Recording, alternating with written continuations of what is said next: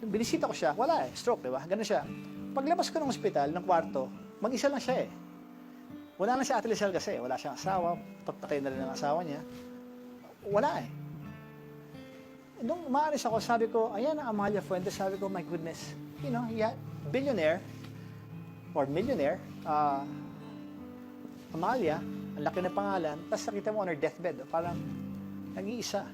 Hindi mo talaga dadalhin lahat eh, sa buhay.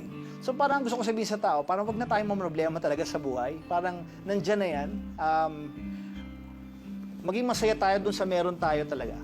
Kung ano man yun, kung meron kang 100 piso, makabili ka ng soft drinks doon, makabili ka ng tinapay doon, okay yun. May pamasahe ka, may trabaho ka, may konting kita ka, ayos yun. Kasi hindi naman pera lahat eh. Minsan kailangan natin, mga mahal natin sa buhay, kasama natin. Hindi naman, minsan nagkakasala rin tayo, pero nagsisisi tayo, pinagsisisihan natin lahat yun. And at the end of the day, we're all gonna go, let's just be happy and be kind, always. Parang, I love those words, happy and kind. Naalala ko tuloy yung kwento ni Steve Jobs when he was alive. Who wants to be a billionaire in a cemetery?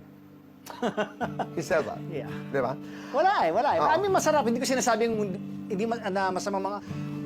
lahat tayo may mga pangarap. We want more, always. And we want the best for our family. Always may ganyan. Kaya alam mo, isa pag hindi natin makuha, okay lang. No, alam mo May what you're darating para basically... sa atin.